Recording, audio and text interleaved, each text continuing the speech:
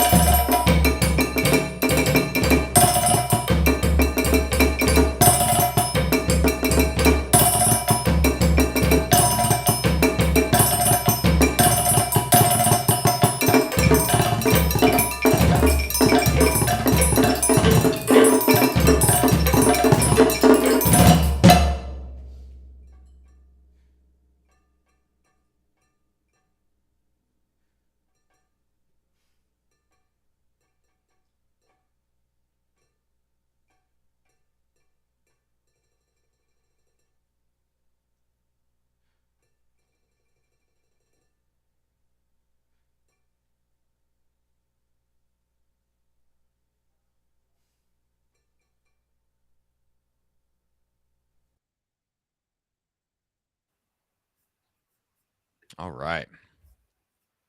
All right, let's bring the guys on. Here we Cool. are. All right. Well, great job. First off, I don't know the piece. I have the music. I've watched this performance already once. ¿Ya vio ese una vez? But I think this is a really, really great performance, and it was so together the whole time. I actually wondered if you were on a metronome or a click track in your ears, because it was the alignment was great. I think they might have just dropped off, but Oh. hold on. Un metrónomo así. No. There we go. No, But No, we didn't have a metronome. It was just by ear. it's great. It's awesome. So I have a couple of things that I wanted to talk about. The first thing is that I think this piece is very simple for the listener, but for you, it's very complicated. Para ustedes es muy complicado. okay. Right? Okay. So as I listen to the piece, I just hear, what appear to be, simple rhythms. It comes across very easily to the ear, but I know that you have all of these meter changes and tempo changes as you move through it. One thing about the piece that I think does it a little bit of a disservice is we're playing these small instruments, but sometimes we look very stressed out. We look like sometimes our posture, we're bent over a little bit. Tenso, muy estresado. Okay. And so I actually think one thing you might consider is to perform the piece sitting down. Pueden considerar es tocarlo sentados. Okay. Just an idea, because I think this could show a little bit more relaxation in the piece. Not that there aren't big moments. Certainly there are big moments where you have to play big and you're going crazy, but I think the entire piece itself feels kind of groovy and relaxed. And being seated, Que la pieza en sí misma se siente como groovy. it may help that. But that's Okay. that's Yes. totally preferential. You could do it or you could not do it. It doesn't matter. I think the sounds that you chose were fantastic. All the Los the sonidos que metal escogieron. sounds, the wood Vale. sounds. I want to pick on one thing though, which is the drums. Lo que sí es que quiere como que hablar sobre los So, tambores. The middle Okay. drum, in the very beginning of the piece, I love it in the beginning because it's dry, it's very clear. As the piece continues, though, it doesn't fit in the textures. Maybe halfway through to the end. Que al principio sí sirve, pero a lo largo de la pieza no combina muy bien con las texturas.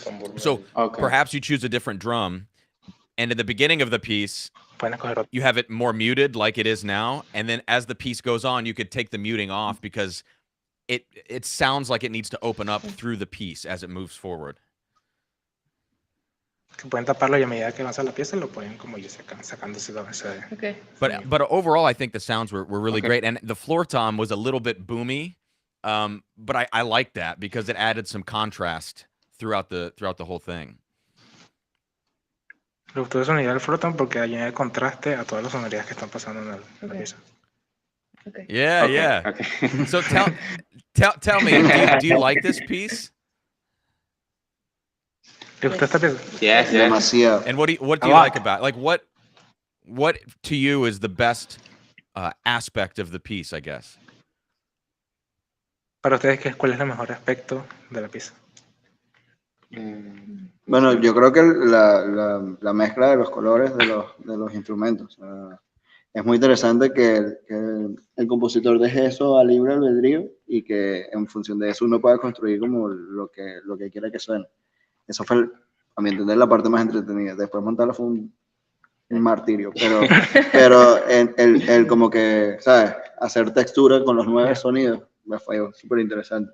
So Jose really likes the fact that they can choose the textures and the sounds of the piece.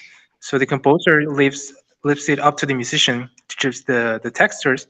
And he says that it was kind of difficult to choose the sounds, but once it's achieved, it's really a good thing for the play. Well, I think sometimes in pieces like this, it says 3 metal instruments, 3 wood instruments, 3 skin. Sometimes I'll choose 4 Yes. because I want different sounds through the piece. you know. And I think you have Porque quiero- license to do that sometimes. Incluso los cueros son 4, por el bongo uso los 2 tambores en un momento específico. O sea, precisamente pensando en eso, en Enrique sepa. Yeah, he does. They do. Right. They do the same thing. They choose more sounds because they want different sounds in specific sections. So they Yeah, totally. but I do still think that middle drum, you know, find that right sound for that middle drum. I know that's, I know it's picky. I know that's picky. Now let me talk real quick about communication in the group, because you play well, you play together so well, and it's clear that you all have a good sense of tempo, you know, internally. But que tiene un I buen think that interno. when you're cueing each other, when you're giving the head nods and kind of communicating, it looks a little nervous to me. Cuando dan la se ven nerviosos. I Cuando dan las entradas y- don't feel I don't Okay. feel secure. Like when I watch you, I know if I shut my eyes, it's great. But if I watch you, it looks a little nervous sometimes, and so I want to feel secure. And so I think when you're nodding and cueing each other, you don't have to smile, but maybe smile. You know, do something else, because right now it looks like this. You know, it's like it feels like maybe we might come in together, but you are, and we know you are as the listener. So I know it's a comment about the visual aspect, but I think it's worth considering. And in the same way, when I mentioned possibly sitting down, that's another part of it, which is when you're seated, everything feels more secure. When you're standing and you're up like this, you know, it feels a little bit nervous, a little bit anxious. And so I think, again, the cues, the whole attitude of the piece needs to be more relaxed, I think. La actitud de la pieza en general tiene que ser más relajada. Okay. Yeah, Okay. but I mean, fantastic. Okay. It's so good, and that's why my comments are so picky, and which is a great place to be. How long have you played together? ¿Por cuánto tiempo han tocado? Eh, Antes de la grabación de la obra, un mes. Before the recording of the play, 1 month with this specific. And how music. long as the three of you o sea, total? ¿Y cuánto tiempo los tres? Lo mismo. O sea, dile que nosotros empezamos a tocar juntos para el grupo Percussion. O sea, que montamos todo sea, el repertorio un mes antes de la... Que esta agrupación se hizo para esto, que somos miembros del ensamble, tal que, ¿sabes? So the three of us started to play like 1 month ago before the recording. It was actually, we formed the trio because we wanted to arrange the whole World Percussion repertoire. Because we're an extension of a bigger ensemble called Catatumbo Ensemble. Okay. That makes sense. Well, it's really, really good. I mean, I don't know what else to say. I have some other notes here. Let me. At the end when you play with your fingers. So another comment about. Well, here, let me find it in my score. So. There's a really loud note right before you play with your fingers. Hay una nota muy dura antes de tocar con los And dedos. I know that it goes right into the fingers, but I almost think if you pause right there on the loud note and sit the mallets down and create some drama and then play with your fingers, right? So that Hacer esa transición crea drama. so it's Okay. you know, there's all of this sound and then boom. And we go into it and it feels the audience is like, okay, you know. I think that might be a little more effective. It's not in the score, but it doesn't matter. You can do it, you know. You can make those changes. But I think that would add a little bit of something to the very end of the piece as well. Yeah. Podríamos preguntar que qué tal le pareció como la parte del graneado, ¿sabes? ok. ¿Cuál parte? Hay una parte que es como que hay que tocar todos súper desordenados, ¿sabes? Ok. No hay un pulso interno específico, sino que cada quien va como agregando cada vez más notas. Y la idea de eso es que se tiene que escuchar como... ¿Qué le pareció? O sea, que sí entiende como el graneadito. We would like to ask about the part. There's a part where we're supposed to play all messy. There's no inner tempo or anything.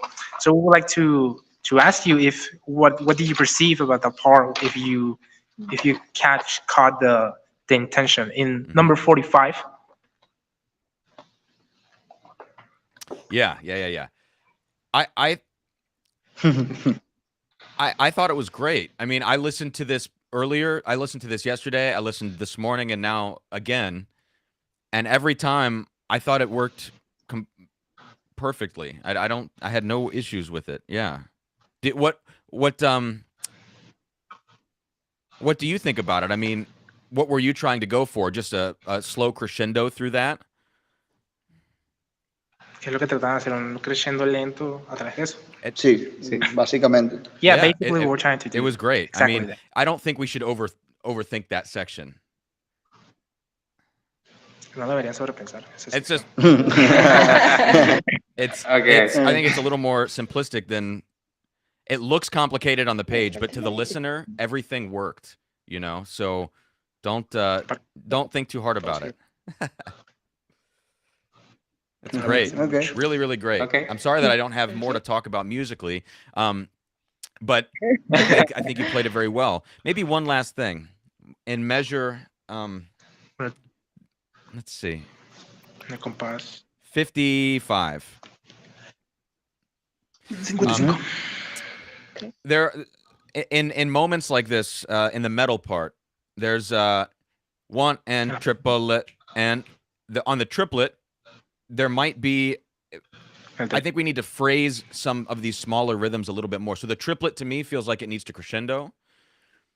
Pueden ofrecer estas más pequeñas un poquito más. And this is something that throughout the entire piece, when you find small rhythms, rhythmic cells, ideas, try to make something a little bit more out of them instead of just playing the rhythm. Like in this case, I felt that you played it all with your right hand on the break drum. I think if you alternate your sticking, crescendo a little bit more and add some more intention to the rhythms. Si le das variación de intención, puedes sacar más de esos ritmos pequeños de las variaciones. O sea, casi que dijo que en el tresillo lo podías hacer con las dos manos para que esa intención hacia arriba. Y se hace un crescendo natural. Okay. Con la alternancia. Yeah, but Fine. and this is something Good. that is not just this one little section. This is throughout the entire piece, you know. Para eso toda la pieza. O sea, que lo pueden hacer. But Okay.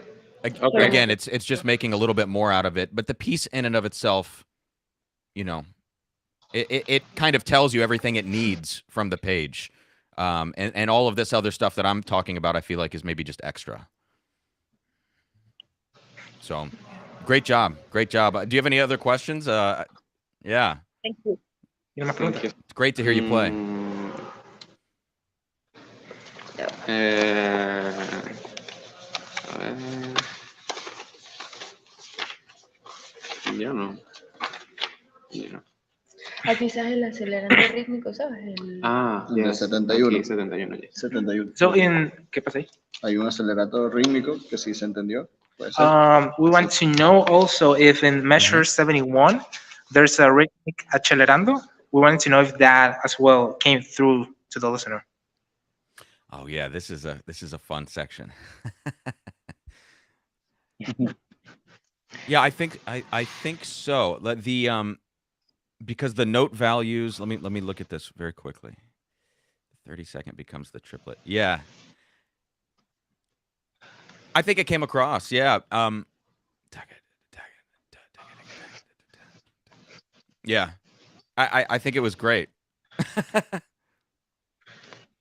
I didn't listen to it with a metronome, but I think it was very, you know, this idea of each measure increasing steadily with the relationship of the rhythms between the measures. I thought that did come across. Yeah. La relación de cada compás y cómo va acelerando, sí se entendió bastante bien. En esa sección se entendió bien. Okay. Okay, good. No more questions. Yeah, so just add a little bit, the piece, just add a little bit more drama if you can. Make us feel a little bit more relaxed as we listen. don't look nervous, because I don't think you are nervous, and add a little bit more phrasing to some of the smaller rhythmic ideas throughout the piece, and that's pretty much all I've got. So this is a great piece to go on a program, because small instruments, it can serve a lot of purposes in a recital or in a concert. I think it adds something different. It's not just big drums and marimbas and keyboard instruments. So that's why I like this, and I'm glad I heard it, because I didn't know this piece beforehand. So keep playing this. I think audiences are going to really enjoy it. Lo sigan tocando. Ese tipo de piezas que, o sea, agrega más repertorio, no es solo tambores grandes y ya, sino que es como más, es una variación a lo de siempre. Okay. Inclusiva. Okay. Yeah. Thank you. Thank you so much. All right, Tim, where are you at? I'm here. Yeah, I'm here. what's up, man? Sorry. I was just queuing up the next video. So great. Thank you very much. Maybe Ben. Ben has actually played this piece before, so I don't know if Ben wanted to Cool. say anything. Sorry to put you on the spot. Ben, when did you play it? I feel quite on the spot. It was we threw it together for a trio concert that unfortunately never happened because of COVID. Yeah. So I got to play the medals part. I thought that it was pretty awesome that you went for triangle beaters. I had these kind of like off-brand triangle beaters that worked really well, because they had a longer shaft and then like a big like kind of golden head, almost like a glockenspiel beater kind of thing, and I thought those worked really well. But I liked how light and crisp the actual triangle beaters themselves were. Yeah, I think the thing about this performance was that it the clarity was all there, and that's why I like that dead middle drum, that really muted middle drum in the beginning, and then as the piece develops and it gets louder, then it feels like the sounds all kind of expand a little bit. But I thought the clarity was great, and it's so easy to hear their rhythms and the way that it came together and all the metric modulations that, like, there's not much to say. I mean, Ben, I thought this was a great performance. What do you think? Yeah, it was insane. It was awesome. Yeah, I mean, it's what the piece needs to be. So I really love I agree with you. I really love the floor tom. I love how much like low end there was. It really kind of gave the piece its base. And you know, the composer says not to do that. He says to keep all the sounds within the same vein, but composers aren't always right. So I mean, it's the truth, you know. I mean, what the audience is going to latch onto that bass frequency a little bit as like a grounding sound in the piece. So, you know, I think we have license to do that. Yeah. Great. Well, I know Trio. I know you guys have got to head off to a rehearsal now. So thanks very much. Well done. Congratulations. Thank you. Lovely. Ben, we're going to catch up with you a little bit later. Some interesting stuff happening from you too. So we'll just put you back. Great. They got a really good recording studio in Venezuela as well. That recording's pretty cool. Oh yeah. I know Garrett's been working with like a few of the guys, and he's been really impressed with the quality there. So wow. Great. We're going to go over to Texas now with Graham. Hey, Graham. Hey. How you doing? Good. Yeah. Excited to be here. Cool. So, Graham, tell me a little bit about you before we go. I just graduated from the University of North Texas with my bachelor's, and now I'm headed to Frost in Miami. And I play in all sorts of like musical ensembles and stuff. Obviously, you're seeing like a little bit of solo chamber stuff today from me, and then. But yeah, I don't know. I love the like creativity, and this monkey chant may be a little unique compared to some other recordings, but hopefully you like it and appreciate it. It's in a good way. I mean, we'll watch it here, but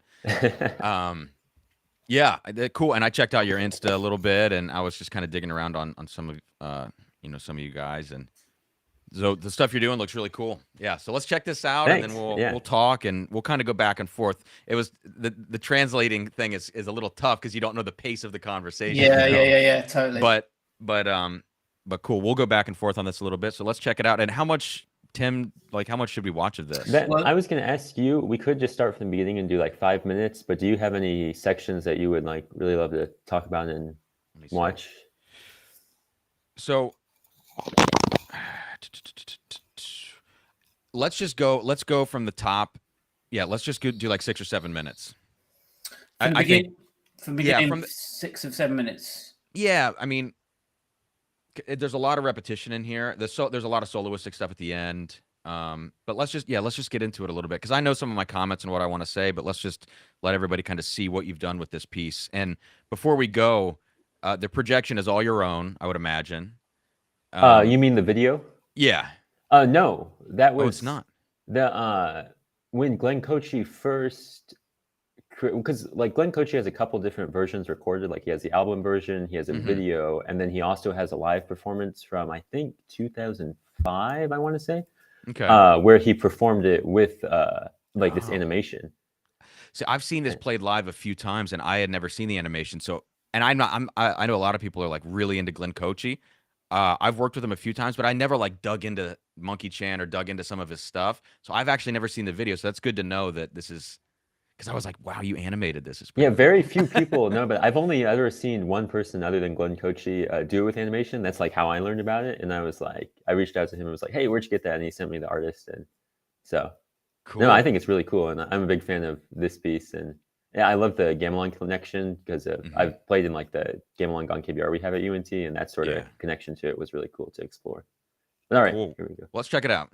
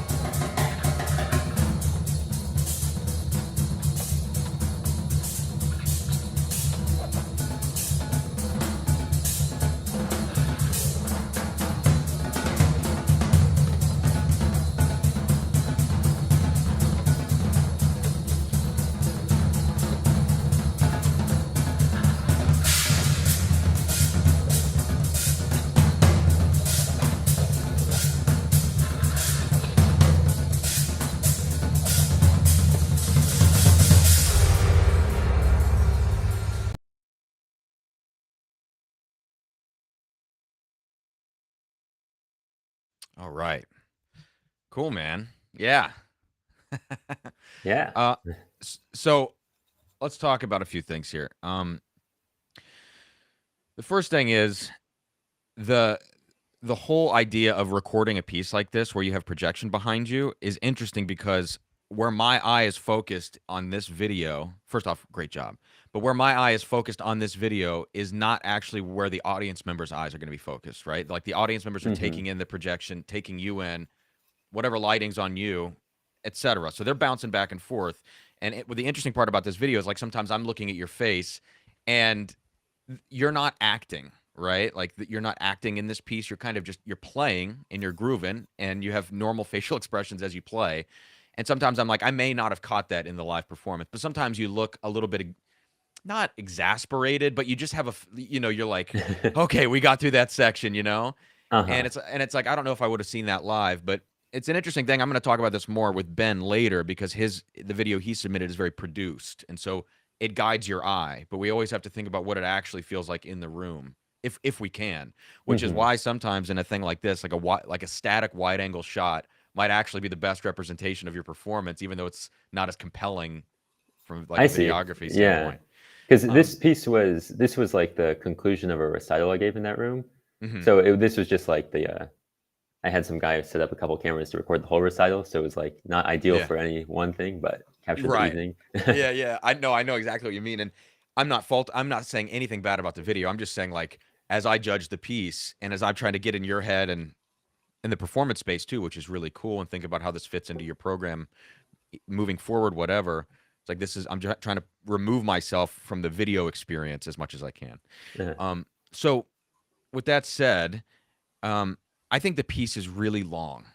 And I think like the challenge that you have and the challenge that we all have with pieces that are over 15 minutes is like, how do we keep this interesting, And what are the things in a piece like this that become extra noticeable because of the length, or extra frustrating is not the right word, but let's just use it. Like, as a listener, what would frustrate a listener or be unnerving for them? And I think in this piece, it's any wavering from the tempo.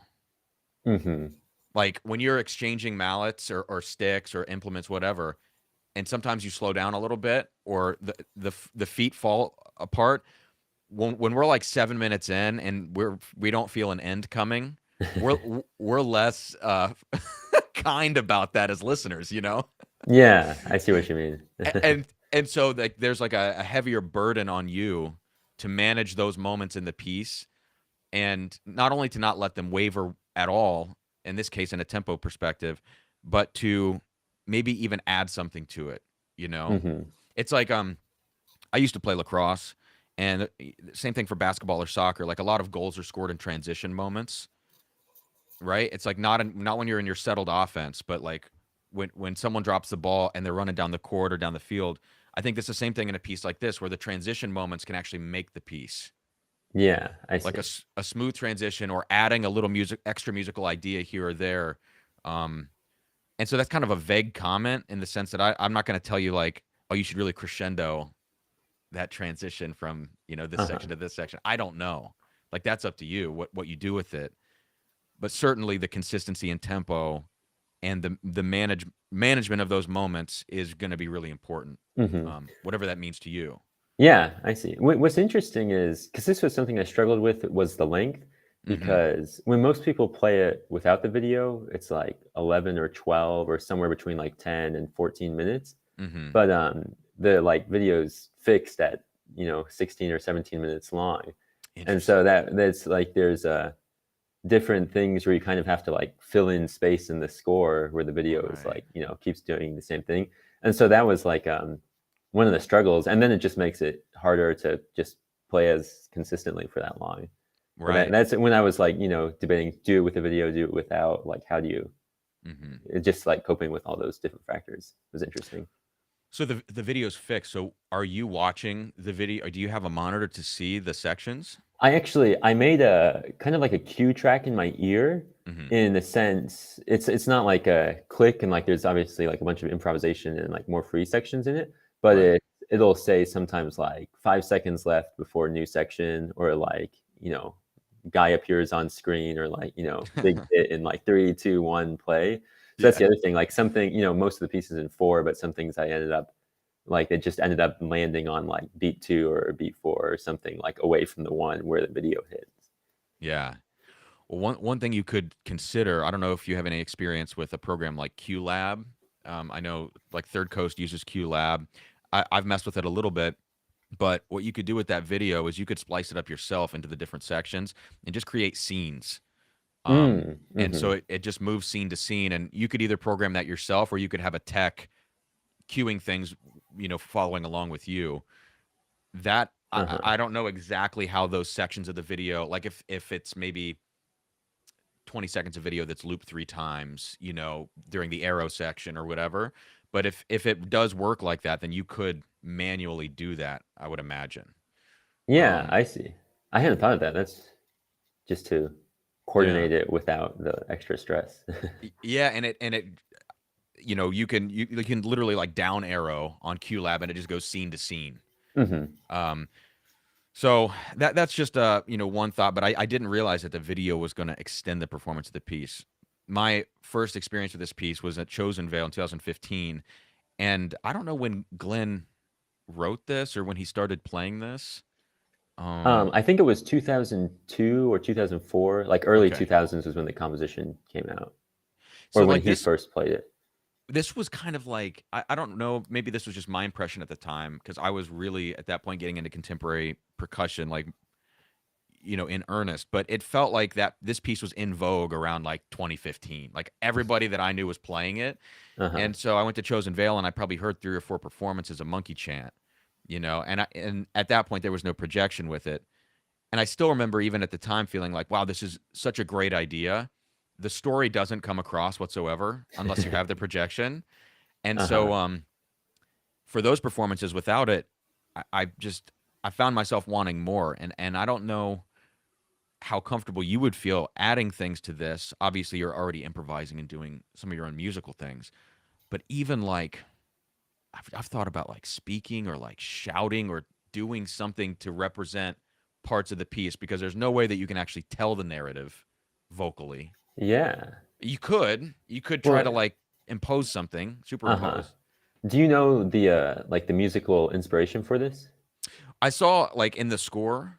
Is that because the stuff you're talking about? It's like the Balinese kecak is what it's called, and it's a performance. It's like a musical like form performance there. That's like all the things that I'm drumming, like the Swiss triplets and stuff like that, is a bunch of people hocketing like shouted syllables. So there'll be like one like cha cha cha cha cha cha cha cha, and then cha cha cha cha cha cha cha, like 3 or 4 different parts that all hock it together to create this thing. And it's like an hour-long performance that they do in Bali for like tourists and temple festivals and stuff. Wow. So that you say using your voice and shouting, and that would actually like totally fit what's going on. Yeah, I mean, because where I'm coming from too is like the piece La Cora Cora. I don't know if you've seen that with the hand drum. Yeah. So that piece, because it's in French, there is an English translation, which I think English does not sound as good when you play the piece. But the French translation to do that in America or in an English-speaking country, it's like nobody knows what you're talking about. So at that point, I kind of lose the narrative, and I let the words just be part of the emotion, the overall emotion of the piece, as opposed to actually telling a story. And in this case, you're never going to be able to tell the whole story, I don't think. So like, what is the in between where maybe you use your voice or add something?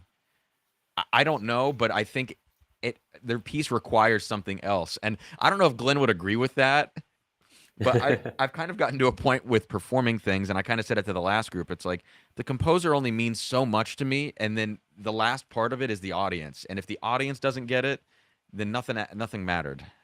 So I don't know what that is, but I felt like in some moments I wanted you to be either acting more, or I wanted perhaps like some lighting cues programmed in. Like if you could put all of this onto a click or all of this onto some scenes and have lighting changes on you, and you emote with your face during moments, which would be challenging to maintain, like let's say a facial expression of like anger in a moment, and then in some points like a moment of repose. that might add just something. to like make more of a performance art about it. Yeah, because look at the space you're in. I mean, where is that? That's it's called the Merrill Ellis Intermediate Theater. It's at UNT, and it's like all the electronic music. It's like it has 40 channel surround sound, 5 screens. Actually, it's a pretty awesome technical space. The disappointing thing about it is that the audience is usually flat, and so you're from like the third row or behind. It's tough to see things, but the technical capabilities and stuff in there is just crazy.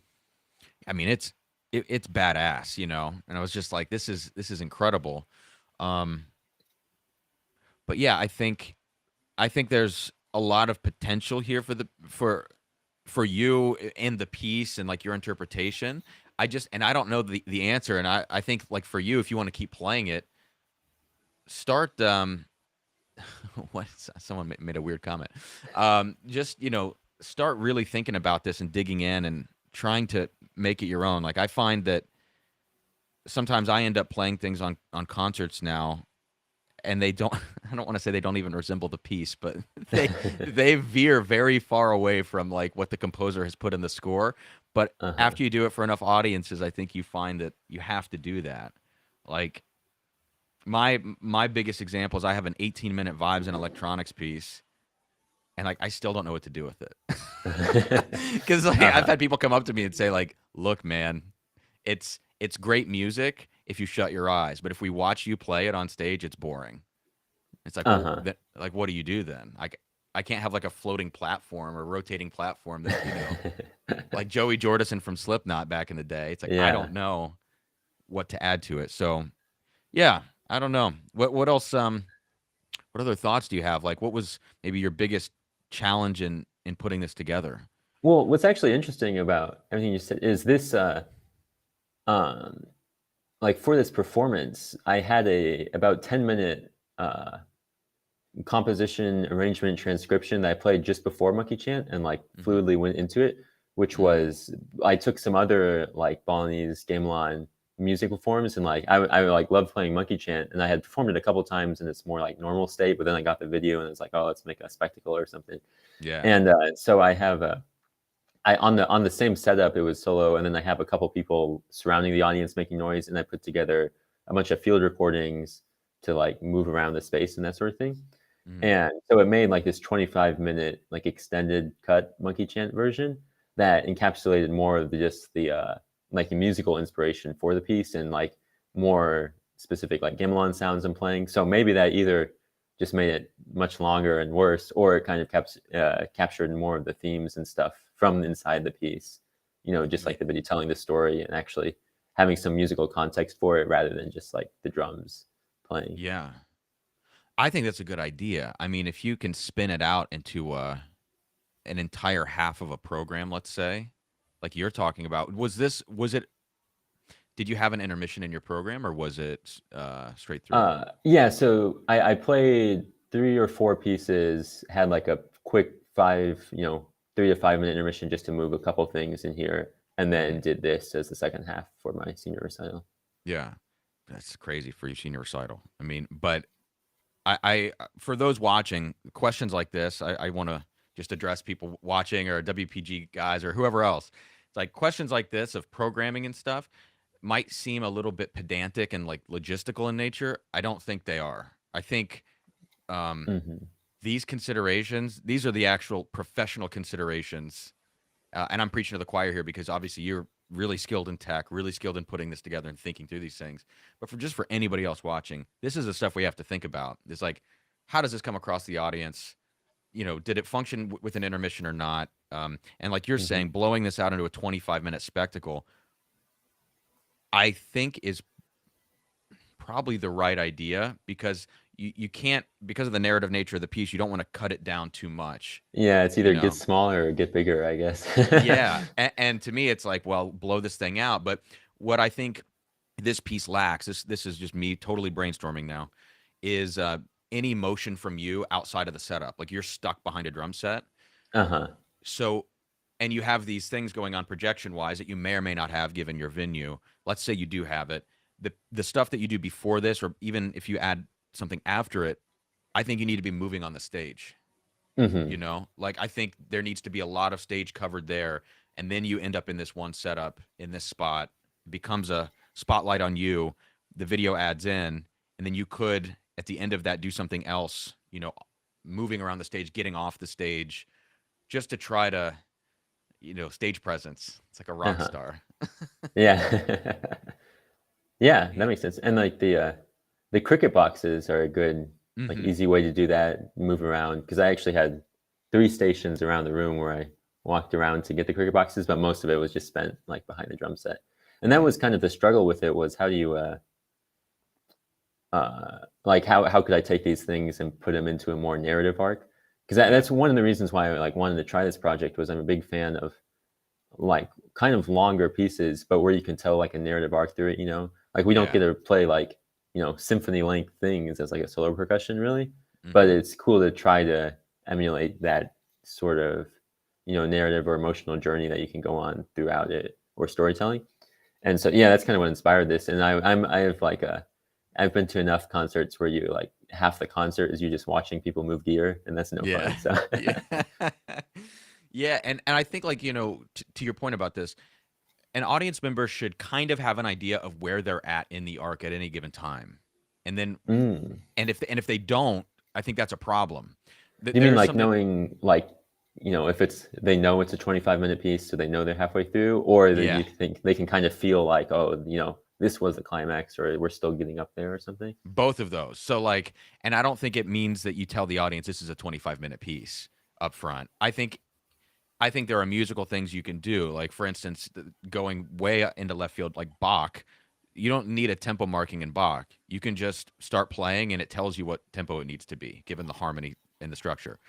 And I think the same thing here, where it's like you want the audience at any point to have a feeling. And the problem with monkey chant, problem in quotations, is that there are different sections in it, but they're not blatant enough for an audience member to realize, like, this is a 16-minute piece and I'm probably like halfway through. You don't ever really get that.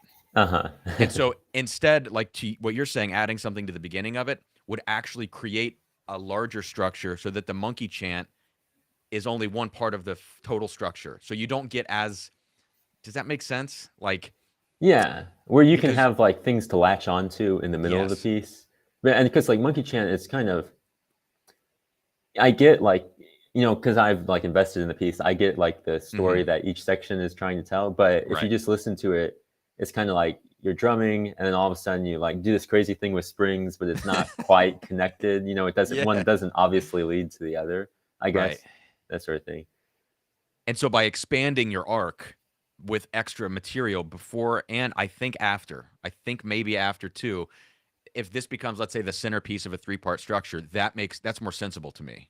Because this feels like a unit, as opposed to many sections, which we both know it has many sections, but I don't think an audience member will understand how those sections function in an arc that is self-contained. That arc needs to be expanded. So I'm feeling a little like, I'm not trying to sound deep or whatever, but it's like I think one of the most important musical things we can do is provide structure for people. We want the audience to feel comfort and as a natural state, I think, and discomfort to be very intentional. Like if a piece is 60 minutes long and you're rolling on a gong for 60 minutes, or doing something along those lines, it's really kind of out there. That should be like, you can live in that discomfort, but that's very intentional. That's like that's the veering from me. That's the veering from the norm, where the norm is like the audience understands where they're at. So I don't know. These are just things to think about, and I try to think about it a lot with programming in particular. But there's not a lot to say about like you play really well. My only musical comment is don't slow down on the transition. The tempos. You know. So we went from there to, I don't even know what we're talking about at this point. So it's really interesting to hear how like fitting it in the middle of like kind of, you know, we talked about the problem being that it's too long. And then the solution might actually be to make it longer, which is kind of funny. But I get how it, like, just to make the structure more clear, that makes sense. Yeah. And also where you put it in the program. Like, I think this is maybe not a good closer. This is like a first half thing to me, because the audience's ears are still fresh. Same thing for Steve Reich. Like, you know, a whole concert of that, to me, I can't do it. I can't sit through it. And it's not that I don't like his music, but I think that to me is like an end of the first half listen, and then come back from intermission and give me a couple like bangers up front, get my ears back into it. But yeah, putting this at the end might be a little stretch for, a little much to ask of somebody that's listening. So, and at the end of the day, as musicians, we can do what we want and we can impose what we want on the audience. But I think sometimes people do a little too much of that and they don't totally consider the audience enough. Yeah. Well, thanks. This was great. Yeah. Thanks. Yeah. Great job, Graham. Great job. This could form maybe part of Graham's going to be on the live tour, so maybe form part of a clinic or something like that. Could be quite. I was thinking about that actually, how I could work it in. Yeah. Cool. All right, so we're gonna say bye to Graham just for a little while. See you, mate. Right. Well done. See you. Thank you. Very good. Thanks, Graham. Okay, and we will bring on Ben to the stage. Hey, how's it going, Cameron? Good. Hey. Great. Ben. Sorry, yeah, you. No, Go, I want to watch. I want to watch this whole thing, but I know like we're limited on time. Seriously, I watched this earlier today, and I was yelling because I loved it. I loved it so much. Really like, awesome. That's sick. This is very different, but it's. And when it started, I was like, I don't think I'm gonna like this. You know what I mean? It felt like one of those things where I'm like, what are we doing here? And then it got into it, and I'm going, oh man. So. I don't want to keep talking about it. Let's just get into this, and then Sure, I'll have you tell people about it afterwards. But I just want everybody to experience this with no preface. Let's just do it. All right. All right, Ben. So just to confirm, I'm going to play the beginning for a couple of minutes, and then you want minute 6:25. Is that right? Yeah, or whatever Cameron really wants, because he's the one kind of doing the judging here. No, you be okay with, like, your call. let's do like the first 5 minutes of the first 4 minutes of the first movement, and then like another 4 minutes of the second movement, so that way it's a digestible 8 minutes. Okay, cool.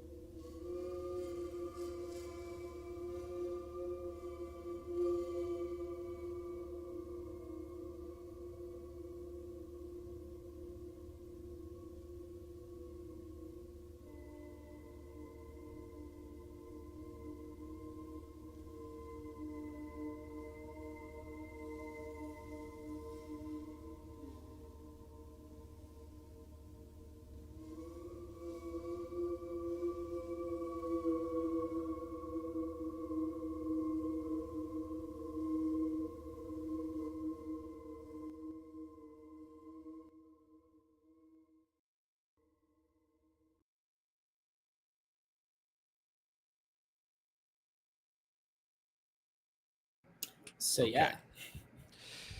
So a couple things that we missed in there is the candle being blown out. Yeah, that's a pretty big moment. I probably didn't pick 100% the best moments to really capture there. I was just like a little bit in the first movement, a little in the second. It's all good. It's all good. So I just want to say to those people watching right now, please, is this on YouTube? Yeah, it's on my channel. Yeah, please go watch this entire thing, because when the candle gets blown out, I was like, yes, like it's so powerful. And then the other thing that we missed is the speaking into the mic. So yeah, that's an integral part of it. But so I have the score here in front of me, and I just want to say this: I don't know Jordan, the composer. This is fantastic stuff, and it is a long piece. Also, it's like almost 17 minutes you're recording. I think it earns it. I really do. I think there are a couple lull moments, like the Super Bowl goes on for a little bit too long for me. Yeah. Like the harmonized Super Bowl, it's like I want to get to those harmonies a little quicker, like in my mind. And I'm speaking as somebody who has watched the whole piece. I know what we just saw there felt even longer because we weren't invested in the entire piece. Yeah. I remember having that conversation with Jordan because I did this on my master's recital, and Jordan was gracious enough to fly herself out from Atlanta all the way over to Toledo, where I'm based. And so we were talking about that. I only did I think 3 iterations before the harmonies because I had the same idea, and Jordan was I think her words were it has to be exaggerated. It has to be because we have to kind of earn those harmonies in a way. Sure.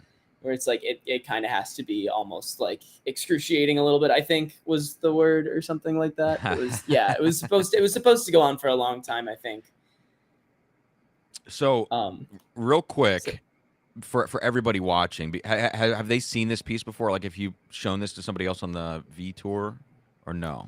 No, I think this is its V tour premiere. Okay, so talk. I know a magician never reveals their secrets, but talk everybody through the setup here, as quickly as you can. Okay, so you're gonna need, I believe, at least a 4-port interface. I think I was running a Scarlett 4i4 for it. I had my MacBook hooked up with Ableton Studio, and essentially it was because Jordan's an awesome electronic musician, but I don't think that she's really done much with Mac's MSP. Maybe since this performance she has, but we didn't have the time really to write out a Mac's patch for it, which is something I was more used to.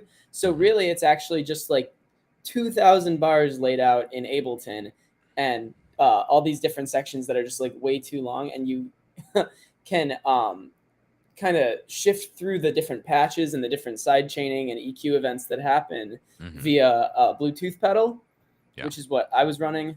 And then, oh yeah, of course, how's the candle making sound, right?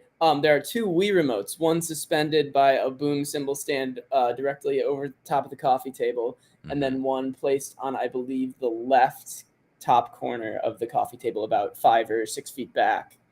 And then just a regular dynamic microphone to capture the speaking later, and then a contact microphone on the table. So I think that's 4 ports right there, because you also need to plug in the pedal if you don't have a Bluetooth one.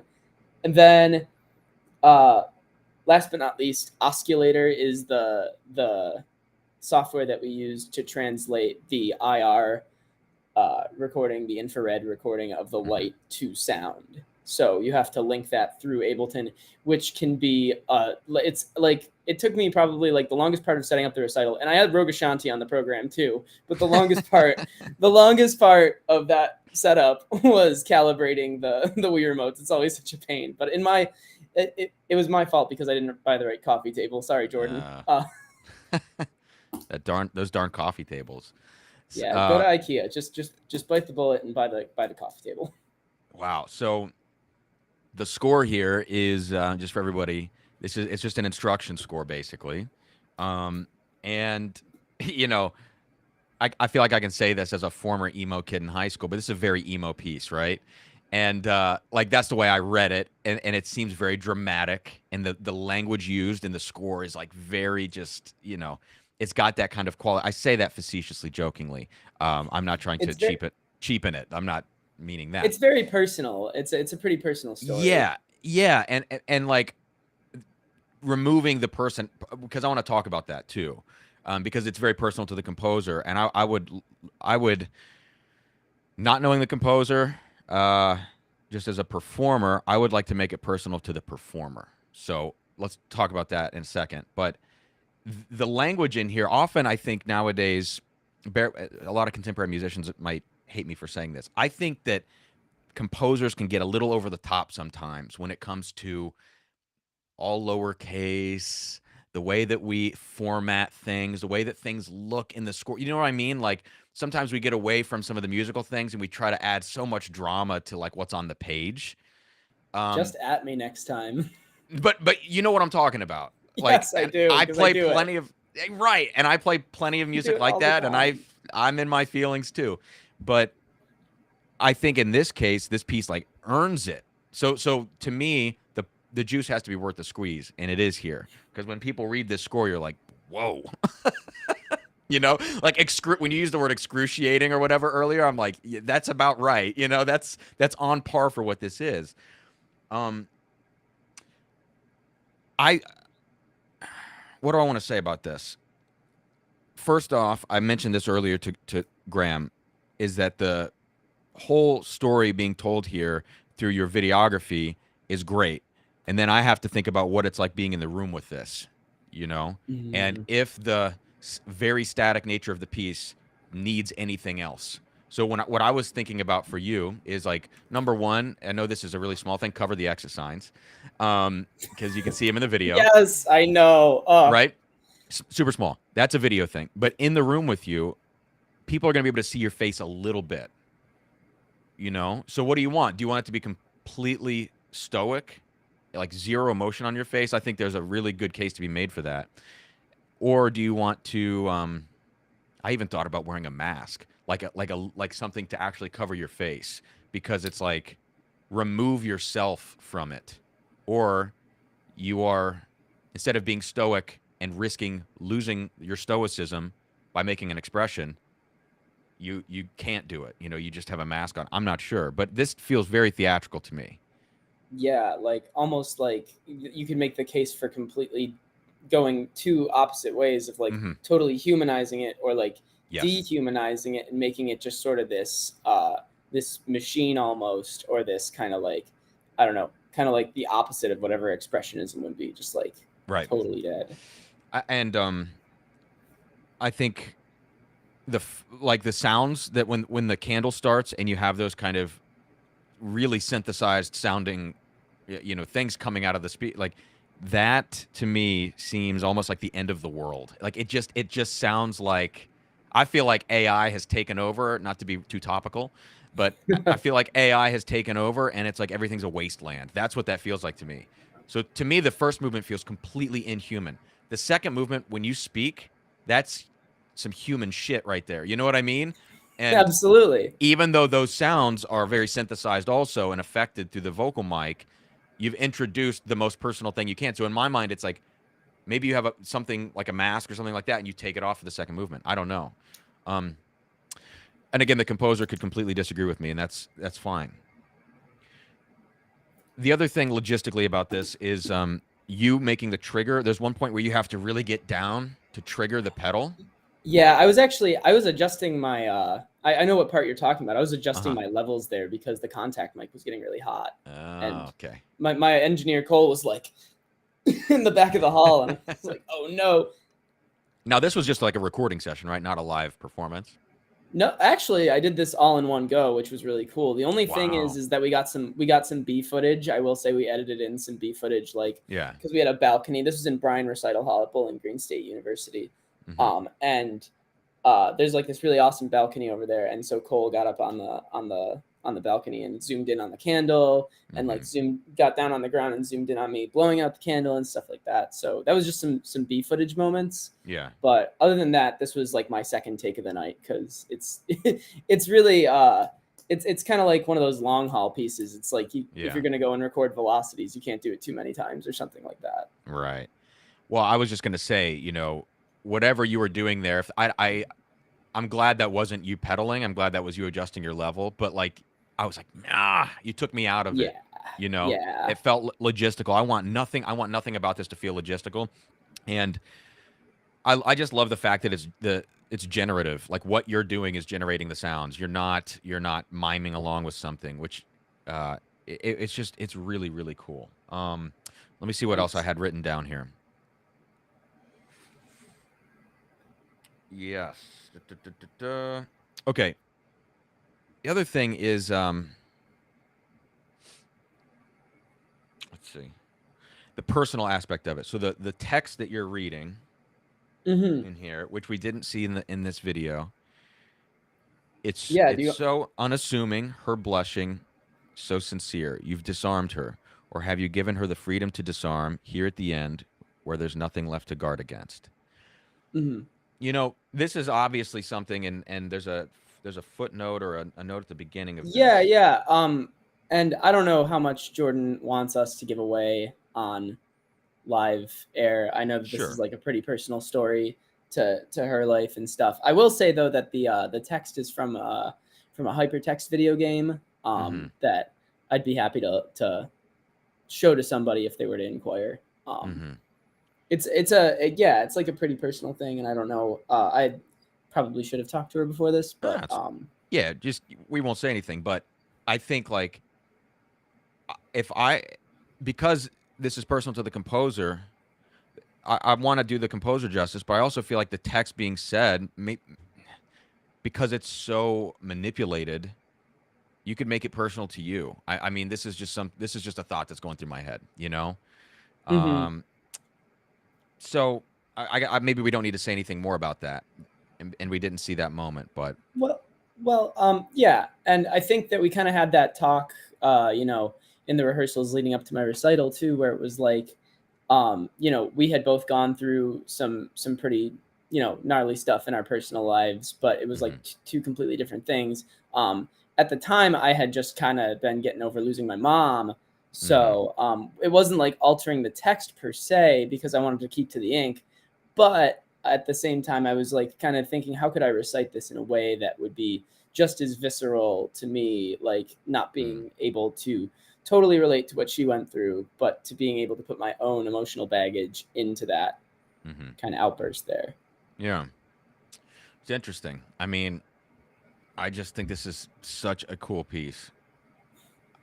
I really do. And I would love to see it performed live. I think there's so much you could do with this in the context of a larger program where you could put it,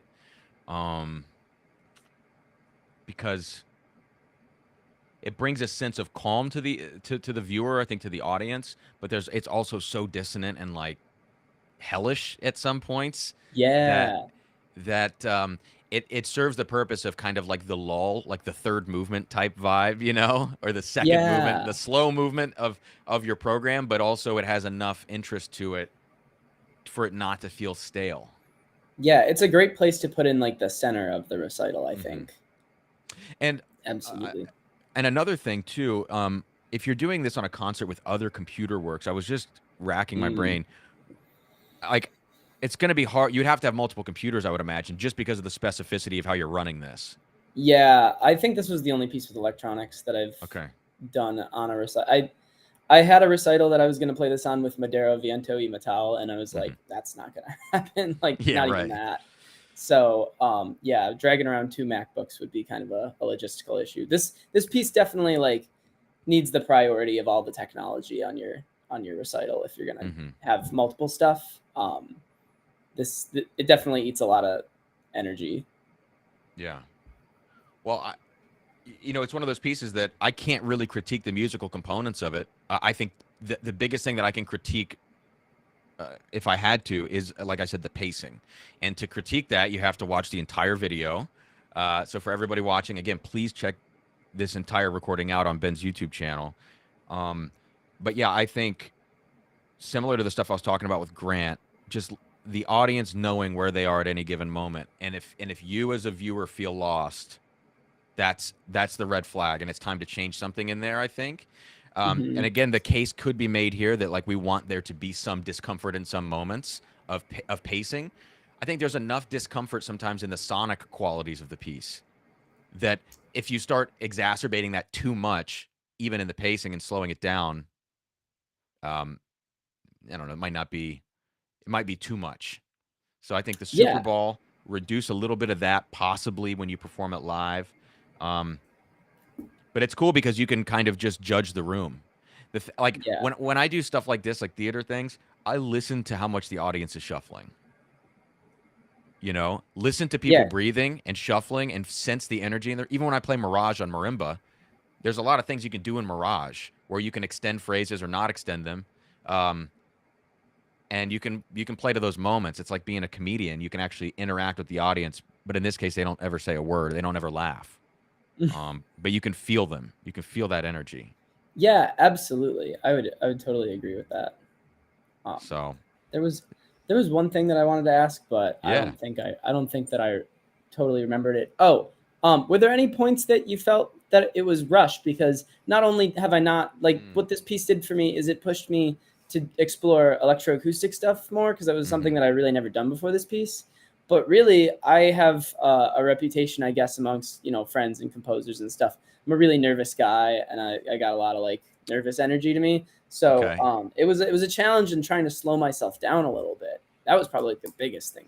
Was there any parts that felt rushed, or no? I think I'm recalling some stuff with the candle, maybe towards the beginning, where it had to do with the way that your face looked, like your facial expression, which is why I'm talking about like either totally stoic or have an idea of what you want that to be. And everything just has to look intentional. That's it. If it's fast, if you want to make a fast sound with the candle, that's great. It just has to, you have to know what you're going to do. You can't get into it and be like, oh, am I going to maybe, I don't know. It's like, you just have to know what you want every time, I think. Totally. But this is great. Is this like piece just for you, or is this like a for sale from the composer, just for people watching? So I don't know if she's selling it, but we kind of met in an online group where I was like, I'm looking to do some electroacoustic stuff, and she's like, I have this, but I haven't written it out yet. Can you give me some time to write it out? So she's been playing this for years. But I think I was like the second person to do it because I had asked for written instructions and for a score. Yeah. One last thing that I was just thinking about is it's broken into two movements. You can totally, in my opinion, the first movement can stand alone really effectively. Oh, yeah. Because the candle being blown out, right? That's the end of it? Yeah. Like if you needed to like play it in like a pinch or something like that, you didn't want to go for the full 16 minutes, then yeah, absolutely. Yeah, there's just a lot of possibility with that programming wise as well. So don't discount that either, I think. Okay. But great. I really great appreciate job. it, Cameron. It was great talking to you again and stuff. Yeah, this is it's fun. I feel like this is like a really nerdy, like diving into this kind of a piece. It's not talking about marimba phrases, so it's kind of fun to nerd out about this. Yeah, totally. I completely agree. I was actually going to say exactly the same thing about like either having deadpan or even like nothing. Yeah. Yeah, I agree. It's very hypnotic as well. I suddenly dawned on me at like 4 minutes that I have to stop the video. Yeah. That's just entranced. So yeah, congratulations. We've got a couple of comments. Graham says this is awesome. Yeah. William Brown says Whiskey Day at WPG. There we go. Yes, it is. So there we go. Great. Thank you, Ben. Excellent work. Thank you, guys. Thank you so much. All right. So I think we have our next guest, Megan. Hey, Megan. Hi. Hi, how you doing? I'm good. How are you? Can you hear me okay? Yeah, we're fine. We've not managed to do a sound check because Megan's had some other events happening. So that's cool. Do you just want to tell Cameron a little bit about yourself and the piece you're going to showcase whilst I just cue it up? Yeah, sure. I'm Megan. It's nice to meet you. I just graduated from University of North Texas with my music ed degree, my bachelor's. And I've been marching drum corps since like 2018, but I spent the last 3 years playing snare drum with Santa Clara Vanguard. So I was really excited to meet you because that was I know you kind of came from that background as well, and I'm really hoping to learn as much as I can about contemporary solo playing and chamber music, which I didn't have as much of a chance to do because of COVID and drum corps and everything. It takes up so much of your time. So I'm so excited to play for you. I'm playing Spiel by Andy Akiha, which I played for my senior recital back in February. And so this is the live recording that I did of that a couple of months back. And I'm hoping to very fancily record it soon. So I was hoping for some feedback before I do that. But yeah, it's nice to meet you. Yeah. Well, cool. Let's get into it. All right.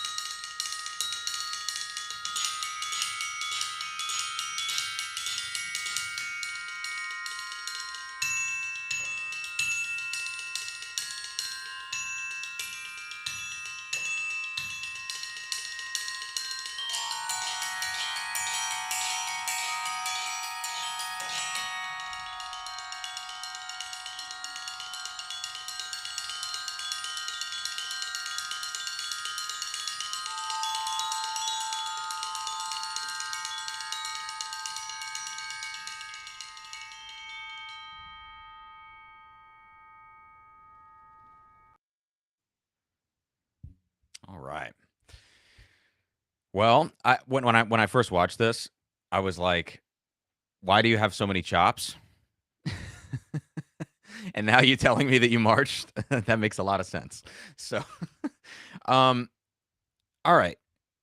Well, first off, it's nice to meet you. And yeah, we do have similar backgrounds. So I feel like we can both kind of talk drum corps language or maybe talk like more contemporary music language. This is Glock playing reimagined. Awesome piece. Awesome. Yeah, I agree. It's a lot of notes. So let me ask you a question. This is something when I watched this the first time that I was thinking about. Do you think this is a Glock solo with snare sticks or a snare solo on Glock? I actually usually also. Can you hear me? Okay, I'm so sorry. Yeah, you're good. Okay, I got stuck on a family thing, so I'm sorry. Anyways, I usually describe it as like a quad solo on Glockenspiel. Actually, it kind of feels inspired more by the rudimental side of things, especially instead of a Glockenspiel solo, I think. Yeah, because I think very quickly as a listener, the tonal language starts to become meaningless. Like, we're 15 seconds in, and I don't care about any notes that you play from that point forward. And that is it's like a good place to be in some respects, but it's also a dangerous place to be because it places a bigger burden on you to make something of it, And one thing about the piece is that Andy Akiho, he's got his piece called Pillar 1, Pillar 4, whatever. And in this piece, there are these kind of column moments, these pillar moments, and sometimes it's silence. In the beginning, there are like these smaller silences. There's a big one, which is 11 seconds would be crazy, like it says. There's that moment, and then there are a couple scrape moments that are like, in my mind, are definitive. They help to structure the piece. But this thing like starts to lose me around page 5 and 6. Like there's nothing that really happens structurally. And so I'm kind of wondering like what could you do more with those moments? I think he feeds the audience a lot of good moments, but there's some stuff in here that I don't know exactly like what you should do with it. So I want to hear from you. How do you in your mind think about this piece holistically and then in sections? Like what is your arc that you're going for in the piece? So I definitely think that, like you said, I played Pillar 7 as well. I've performed that piece, and I've heard all 7 performed live a couple times. So I do kind of have an idea of when the quotes coming through are from those movements, and I try to bring those out a little bit. But ultimately, I kind of do divide it into like more of the timbre, I guess, of the timbre of how the beginning is very thematic, and I kind of think of those repeating figures that they're like paradiddle diddles with an extra note on it.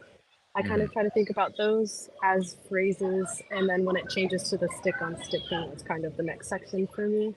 And I try to make the notes and all that part are on the edge to make them project a little bit more. And so I try to think of that as a little bit lower, kind of like a B section, and then after the pauses, I try to make that next part sound more melodic. So starting, I can't remember what exact letter it is. I think it's letter E.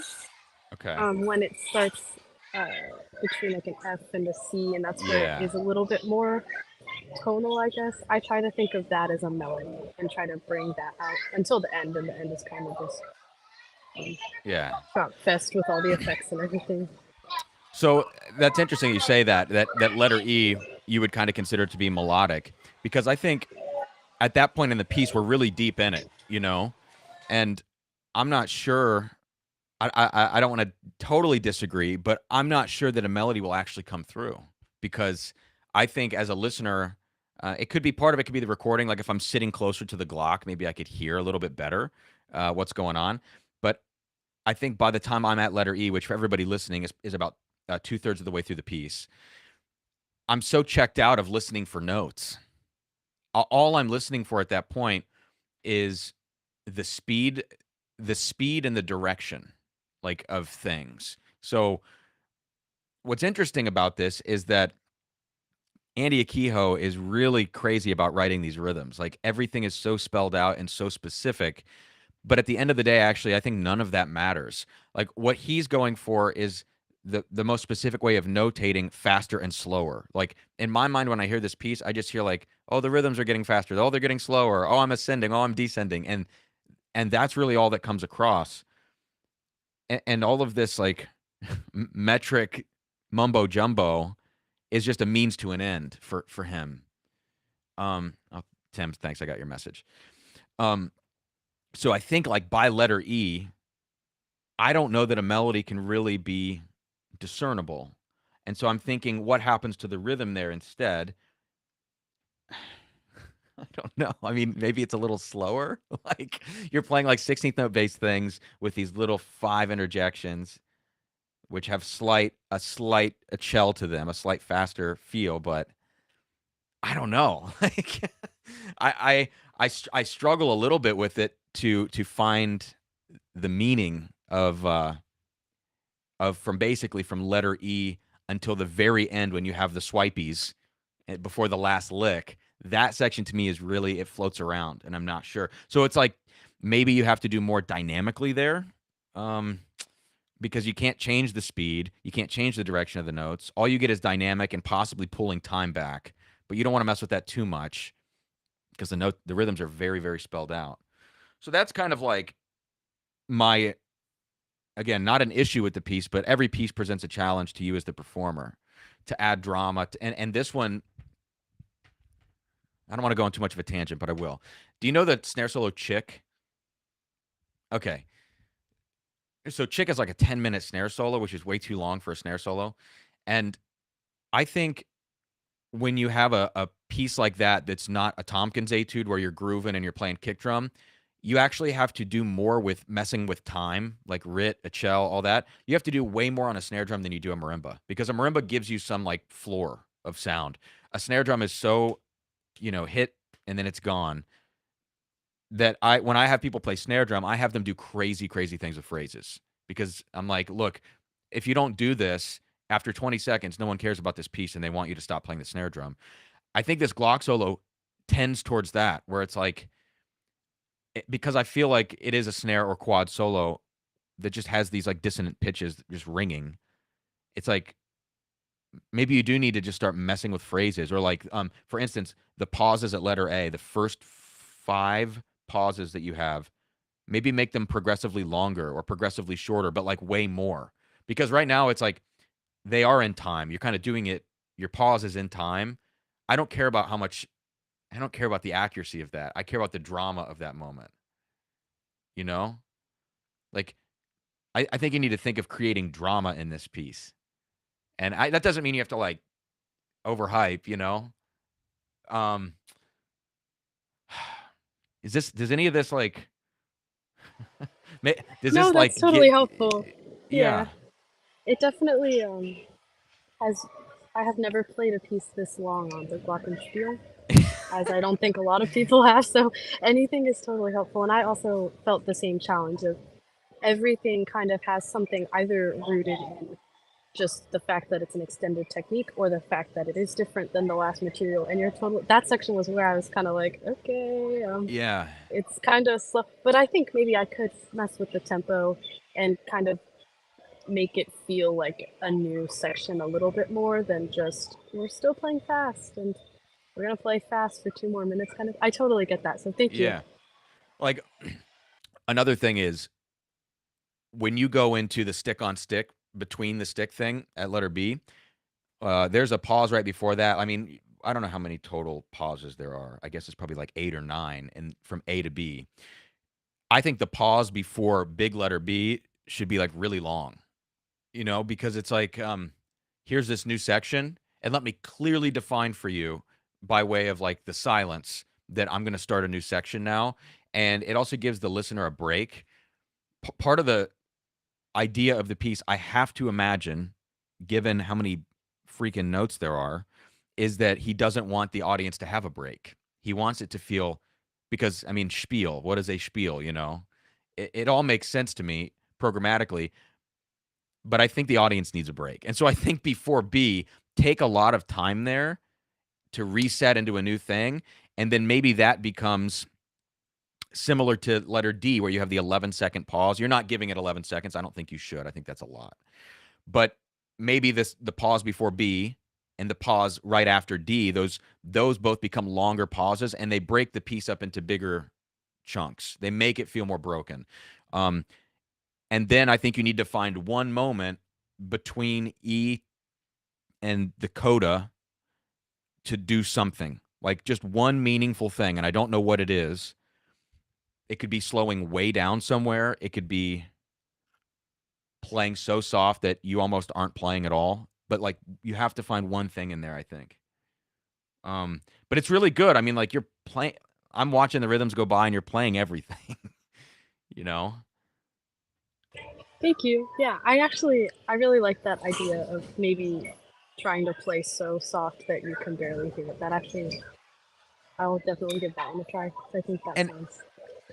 Also think about, like, at D, maybe you could change sticks. Maybe you could go to really thin chopsticks, or like, you know, find a moment where you could alter the implement. And I know, again, he's not calling for it, but this needs to be helped a little bit along as well. Let me see what else I wrote here. Oh, one very small thing. At the end of the piece, you got to wait longer. You gotta let the drama happen, you know. And I think what would be neat is to let the glockenspiel completely die. And however long that takes is how long you stand there and wait until you accept applause, you know. Yeah, I just want to. I think as a performer, I want to feel more drama from you. And then also, you're going into music ed, so tell me a little bit about, or you've got a degree in music ed, I should say. So tell me about, like, what you're doing next. Are you going to be teaching? You're going to go do a grad school thing? Yeah, I'm going to be applying for grad school for performance in the fall. I kind of graduated early, surprise, and so cool. I'm going to be kind of teaching, but my hope is to perform as much as I can. And Okay. So this was my first big solo play by yourself thing, so I definitely was a little jumpy, which is why I was excited to share this live recording of when next time I will now know what to do with myself and everything like that. No, you got to get used to it. Being on stage is you got to just spend time there, you know. But I think what's cool about this piece is that, tell me this was for your senior recital? What was the piece before and after this on the program? Sorry, before this piece, I played actually a rope drum solo that I commissioned my friend to write for me. It was rope drum and electronics. Mm-hmm. And right afterwards, it was it was one of the pieces for World Percussion Group. It's called Rooted, and it's a double snare drum glockenspiel solo with electronics by Brian Bloom. Yeah. Okay. I played mallet stuff at the end, but that I kind of wanted it to taper out with how many notes there were and the things I played. That's kind of how it went. No, that's great, because I was going to tell you, I thought that the programming for this, you should set this up with a snare piece, go to the Glock, play snare drum on Glock, and then the fact that you did the Bloom thing after this, that's perfect. And to put that as like a unit on your program, that's great. That's like exactly what I would do. So thank you. Yeah, it kind of went less metally as the thing went on. yeah. Well, cool. Do you have any questions? I'm curious. I think we're gonna do a little Q&A at the end for everybody, but just about this piece or performing in general, or anything else. I actually got to see your PASIC performance in the fall. Oh, cool. And so I was wondering what your inspiration was for that program, because I had never seen at that point live someone play every instrument so proficiently, and that's my personal goal for myself, is not to just be a snare drummer after so many years in drum corps. Yeah. And so I was wondering where you found any of those pieces, which one was your favorite, why you put them in the order you did, literally anything about that performance. Yeah. Okay, so for people kind of watching, the program was called Evolve, and the idea was percussion and electronics. I think everything was percussion and electronics on that show. And 5 of the 7 pieces were commissions I had done, and then the first and the last piece were not mine. So like, that was the idea for me, was evolve, capital E at the beginning, capital E at the end, reversed. Those 2 E's represent those pieces that are not mine. and everything in the middle was mine. And they also represent like the idea of evolving. I was in my mind evolving from a controlled state, which was the electronics were controlling me on the first piece, to the end doing the bouncy ball thing, which is complete freedom. So it's like moving from being controlled to being free as kind of a through line. And then at the same time, though, yeah, there's a lot of like thematic things in my head about that. But besides that, I also wanted to have one piece for every main instrument on stage, and that was kind of the point. So like that semicircle of 5 stations, multi-snare, vibes, marimba, theater, I think that covers it, drum set. I wanted to be able to play everything at a high level. And like coming from a drum corps background, I've always, like, I never considered myself a real musician. I just thought of myself as a drummer, and a drummer who can be like a robot and learn notes on marimba. So everything I do is trying to like escape my own fate, of that I've set up for myself. I don't know if you feel that way. I can really relate to that statement a lot. 'Cause yeah, when I started my undergrad, I chose a school to go and play snare drum, and so now kind of at the end, it was like, oh wow, Yeah. I feel like I'm constantly trying to climb out of it. I don't know if that's good or bad to hear that kind of might follow me for a little bit longer, but that means a lot to hear you say that. And I relate to that a lot. Well, it will. It'll follow you always, and that's not a bad thing. Like the beauty of insecurities are that, for me, it's an insecurity, is that insecurities can be motivators, and they can be like, I tend to think of things really kind of in flowery terms, but it can be like a through thread of your entire life. For me, it's like escape the snare drummerness, which means like it's reacting against it always. You know what I mean? And the other thing is, for me, stage fright. Like I am just a very scared person when I play, and this has been something that's followed me forever. And so my reaction to that is to play as a soloist, and now I'm playing as a principal percussion, and I'm doing like all of these things on stage that I would have never thought I'd be doing. And in some ways, to me, it's like this struggle, this like narrative struggle of my life to do these things. And I think those are good things to set up for yourself in your head, as long as they don't like tear you apart. Because I think like we can allow these things to completely wreck us, or we can use them just enough as motivators. So yeah, there's a whole lot of mental health stuff in there too. But for you, I think discomfort on stage, like make yourself uncomfortable. Wait an amount of time that feels horrible at the end of the piece, or even on that 11-second pause, make it 15 seconds on a performance just for kicks. See what it feels like, and then live in that discomfort. And that's a beautiful thing, to be on stage and be like, I don't feel good. Try to like remove yourself one layer and be like out of body, looking at yourself and going like, oh, that's interesting. Yeah, totally. And don't get me wrong, I'm like very proud of being a drum corps, and especially Vanguard. Like I love Vanguard and I love my teachers there and everything, but I definitely relate to that because it's so difficult coming from a 35-person percussion section into I'm going to play with a glockenspiel by myself for 7.5 minutes straight. But yeah, that's actually very helpful because I have tried recently. I've struggled with stage fright for a couple years, but I have actually, at least for now, gotten over it. I'm sure it'll come back to me at some point. But the way that I like to think about it is just accepting how I'm going to feel and not trying to push back on it at all and just observing it, exactly like you said. So that's really interesting. Yeah. And preparation. God, preparation is the biggest one. Like, so anyways, Tem, what's up, man?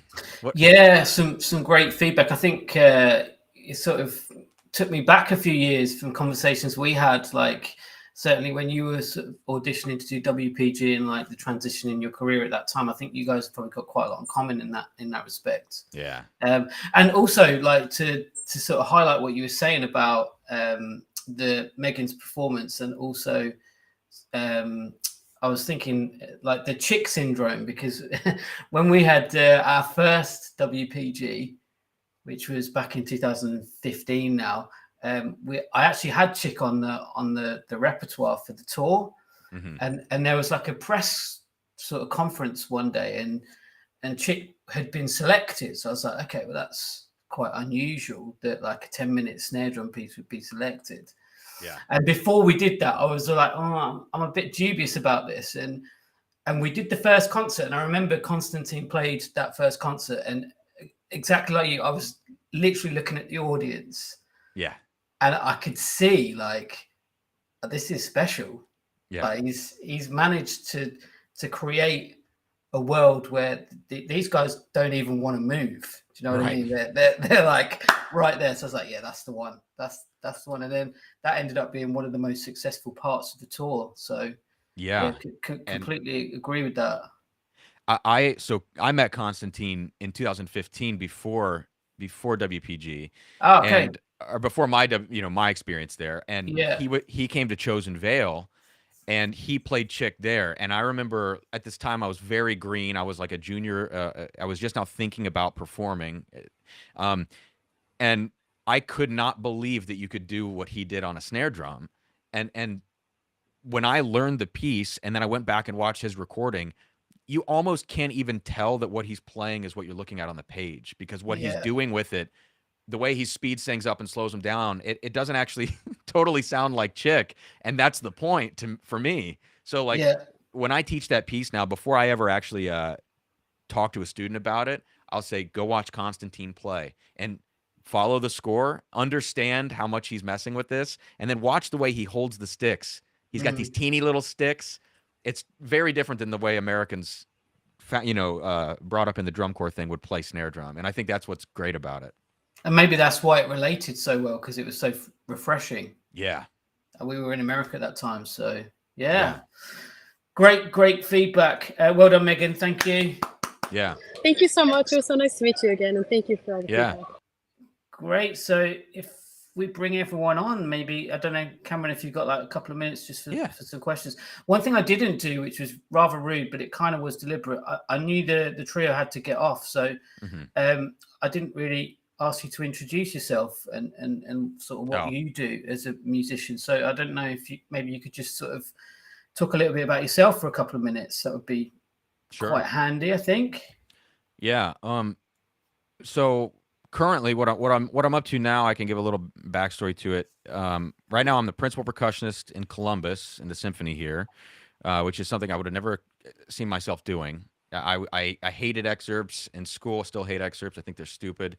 85% of what they are, I think is just nonsense, because it does not relate to the job whatsoever. I'll tell you that. But so I'm doing that, principal percussion. For a very long time, I was, on this soloist trajectory, and I've fallen away from that since COVID. Personal reasons, like, hey, I would love to get some job stability so that we can get a nice house and have a family, like things like this. And I know that I'll find myself back on that track in the next couple of months. I'm expecting to get back into it. I have an audition. I'm on a 1-year deal for my job, like an appointment. And so I have to win my job, basically, in July. Wow. Okay. So once that happens, and hopefully things go well, fingers crossed, then I can get back to kind of doing what I was doing, and the day job can be the orchestra thing, which is a good place to be, I teach here and there. My favorite kind of teaching is doing master classes. I like to travel around and do those. The day-to-day teaching, I can only do a little bit of that, I got a music ed degree first. I thought I was going to be a band director. Colin Curry, seeing him play kind of changed my life. I always talk about that. And then I ended up going to Eastman, got in by the skin of my teeth, and tried to catch up while I was in school there. And at that point, I met Tim. We did the World Percussion Group thing. It was an amazing experience. And I think from 2015 to 2017, being exposed, Chosen Vale, Lee Stevens Seminar, World Percussion Group, seeing all these people play, it just opened my eyes to, what's out there. And then you get to start choosing your own path, I guess, forward. The best thing for me is that I've discovered you can do whatever you want, and you don't have to be the next Colin Curry, or the next Martin Grubinger, or the next, Christoph or Kai or whoever else. You can just do whatever you want. And if you get really good at it, you can market it yourself. So, and I've also accepted it, I think, really here in the last couple of years, because of COVID and stopping doing my solo thing and being an orchestra player all of a sudden. It's like, life can take twists and turns, and that's okay too. and now I'm into whiskey, as you can see. So, you know, I do this now responsibly, but it's also become a part of my life, you know, like other creative interests, videography, audio, this and that. Yeah. So. Well, I guess it's sort of a fusion of your hobbies as well. So yeah. Great. Okay. Guys, have you got any questions for Cameron before we let him vacate? I'd love to ask Cameron something if possible. Yeah, go for it. So Cameron, I've been like really closely following your career for like a while now. Pretty big inspiration to me and a lot of my friends in undergrad when we were going there. We went to SUNY Fredonia, and we were always checking out your Instagram and stuff like that, and looking at your website, seeing what you were up to, the like core stuff, all that stuff. And actually, I heard about WPG through Cameron first. Like the first ever time that I heard about WPG was your audition video. I was like, this is sick. There's like a whole group and everything. That's awesome. So obviously you're a guy who's really active on social media, because there are those, you like bridge a lot of gaps to students that you probably have never met before. And you're a big figure in the world of undergraduate percussion, I would say, still, like, and when we were growing up. So I got to ask, what do you think is percussion's relationship to social media, and how can we kind of crack the egg on mental health a little bit too, with the with how we are perceived and how we expose ourselves to being perceived in either good or bad ways? Well, first, thanks for saying that. That's cool to hear. And obviously, over the last few years, I've kind of distanced myself from social media, as you have maybe noticed if you've checked out the page or anything. I'm very reactionary, I think. And so I really went in on the social thing when I was in school, when I was at Eastman in particular, because at the time it was not really oversaturated, I don't think. Like at the time when I jumped on and started doing it, you had Drew Tucker, It's Not a Xylophone. You had Josh Jones kind of getting started on it. But not everybody was posting their opinions on every excerpt and their practice logs and all this stuff that just, like, I was like, I can't do this anymore. But for me, I kind of reacted against my own investment into social media. I got so disillusioned by everything. And my mental health has been bad. I'll keep it PG here. Been very bad for the last few years, as many of ours has. But even right before COVID, I felt myself slipping, because I was doing too much, and I wasn't being fake online. I was really showing what I was doing and what I was thinking about.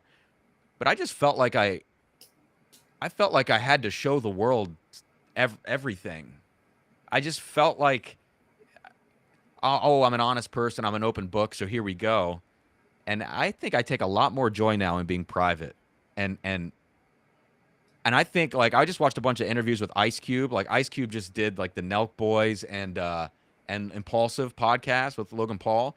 And like, Ice Cube doesn't go out and do those things very much.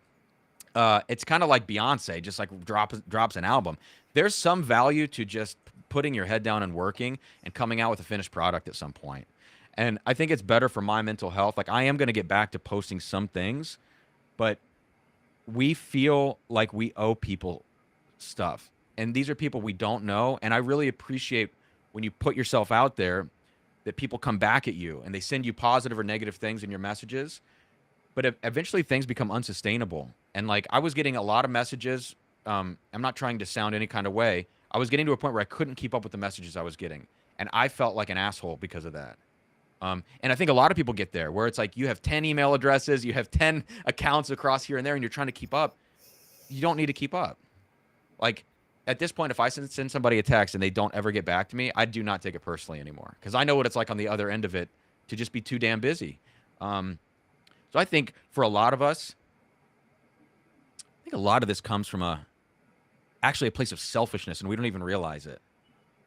Like, a lot of my issues, I think, and this is probably the same for others, is it's like we place so much importance on getting back to somebody on the other end or something, or whatever it might be, and maybe that person doesn't even give a shit. Like, they just sent that message and they don't really have an expectation. But we think, oh, I have to do this or whatever. And I think it comes from our own insecurities and stuff like that. So I don't know. I'm kind of venturing off now, Ben, but Does any of that like relate to you or how you feel? Yeah, absolutely. I feel like, just coming out of grad school and this being my first year not in school kind of ever, I was just like, I need to make myself relevant in some sort of regard or fashion. It's like, but I've never been a real big like social media head. And so I'm like, well, do I make a website? How do I promote myself best? What do I record? Who do I record it for? Like, but I think the answer just kind of lies in being yourself. At least that's what I've kind of gathered from that conversation, from like being yourself, putting your head down and working, and eventually, someone will appreciate it. And yeah, just like not to stress out too much about, what other people are perceiving. Try everything. I mean, I remember I used to think of it in the beginning as like an experiment. I was like, I'll do 4 weeks of posts like this, and then I'll change this and do this. And that's cool. And for you, that might not be the kind of post you make. It might be posting in general. Like, just see if it feels right. Document, or then be creative, or do this, or post. It's always kind of trying and seeing what works. But at the end of the day, all these cliches that you hear are cliches for a reason. And I the older you get, I'm only 28.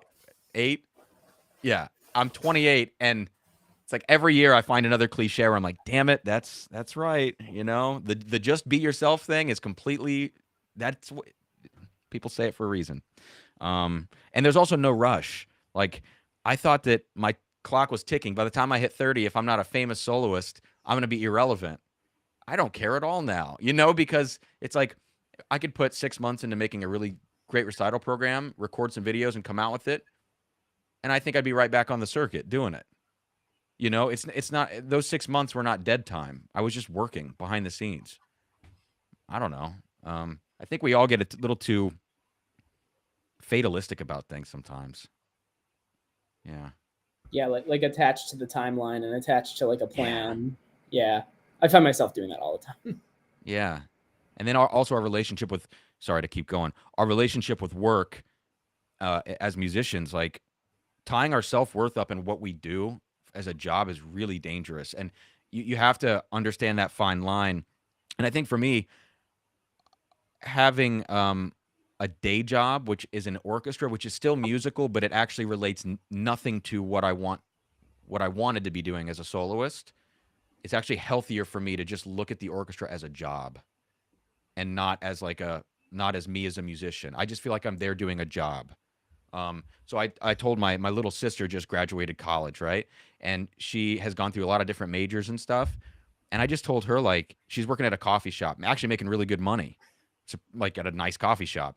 But I just told her, like, do that for like a while and get back into photography and don't make any money at it. Just hone your skills and have fun and see where that takes you without the pressure of needing to make money at it. Because you start selling yourself out as a musician, you start taking every gig. You become a gigging musician, which John Sothis talks about. He says, I don't want to work with gigging musicians.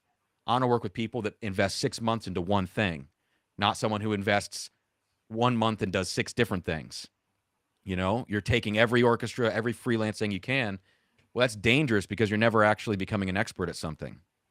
So everybody functions differently in there, but you have to find what makes you happy. And so for me, the relationship between seeing orchestra work as just a job, it's just working at a coffee shop for me. I have a lot of fun. I love it, but I'm trying to leave that at the door and then come home and be creative in a different way. Mm-hmm. So. Yeah. Interesting. Very wise words. Cool. I feel that about the gigging musician comment, where it's like, especially, like where Megan and I are at school, there's so much that we could be doing and running around, and then it's like, oh shoot, I haven't actually worked up like a project that's takes a substantial amount of time or like that sort of thing for a while. Yeah. And so now I'm feeling like, oh, I gotta, take a break and start doing like real stuff again, rather than just like doing everything I can just, at the surface level. Yeah. I think Ben's right though, like trying to. Sorry, Megan, go on. Oh, sorry. No, I'm sorry. I didn't mean to interrupt. I was just saying on the flip side, this year I decided I'm done doing everything. I'm going to do that. And then I found myself feeling insecure seeing everyone else gigging and I'm not gigging. And so I think we've experienced both sides throughout the past couple of years too. Yeah, I completely agree. And I think, as I said, like Ben hit the nail on the head, really, like trying to assess what you want as a musician is going to put you in the strongest position possible. And then whatever comes from that, then, you know, you analyze what works and what doesn't. Like you're saying, Cameron, like try different things and analyze like the outcomes of those. And you'll soon find like themes like, oh, that worked really well. So then that takes you on another tangent, and that's just life's career, really. But I think in my position as the eldest here by a mile, that there is also a point where, you know, family comes into play, and you need to assess like your lives and what you want in terms of not just your professional career, but also your lifestyle as well. And that has massive ramifications on which sort of, you know, trajectory you take. So trying to keep an open mind in that respect is also quite important. One thing I used to say was like, you have to think about what you want musically from your life, but then you also have to think about, like you're saying, the lifestyle factors, and you have to make your own Venn diagram, and you have to figure out what's in the middle. So for me, it was like, I hate having a boss. It's just something about me. I just don't like working for people, seriously. But on the flip side, I loved drum corps because I woke up and I read the board and I knew what I was going to do all day. So there's two sides to that. But I don't like working for a boss, and so I'm like, well, I need freedom musically, you know, and in my career. But at the same time, you know, or maybe on the same token, I like to travel. So I'm like, okay, I need freedom, I need travel. Okay, these are things I need to build in. Where's that crossover happen? But now it's like, well, we want to get a house built. It's like, where does that come in? And those things can change. So your trajectory does have to change along the way. I had this idea in my head for like 5 solid years of exactly what I wanted to do. And to wrestle that away from myself and allow myself to be okay with doing something else, either temporarily or perhaps permanently, who knows? It's a challenge, man, to come to terms with that. Yeah. And my wife used to be a band director, and she completely left the profession. That's like the ultimate change, you know? It's like, what did she do? Imagine. What's that? What did she change it for? There were just what is she doing now? Yeah, she's kind of in like the healthcare industry. Okay. So, but you know, it was a big change for her, and she took that leap, and I'm like, well, if she can do that, then I need to stop being a baby and be okay with a little bit of fluctuation in my own life, you know. So great. Cool, well, guys, I think we've held you up enough. Thank you, Cameron, for your time tonight. It's been amazing to catch up a little bit, and good to see you're well. And if anyone's got any additional questions they want to like send me via email, I can always like forward them to Cameron. I'm sure he wouldn't mind just pinging a couple of messages back. So if you guys ever need anything, just send me a message. Let me know. I'm right up the road, Cameron. So if you ever find yourself in Toledo, let's hang. Yeah, we have family up there. So okay, great, brilliant. Cool. All right. Well, I'm just going to sign the stream off. Cameron, if you just stay there a second. Yeah. Thanks everyone for watching. Tomorrow, next Saturday, we're going to have Shin with us, who I believe actually was on the same tour as Cameron. So that's quite cool. Oh yeah. And she's going to be doing the session next week. So we're really looking forward to that. So we'll see you same time, same place. Until then.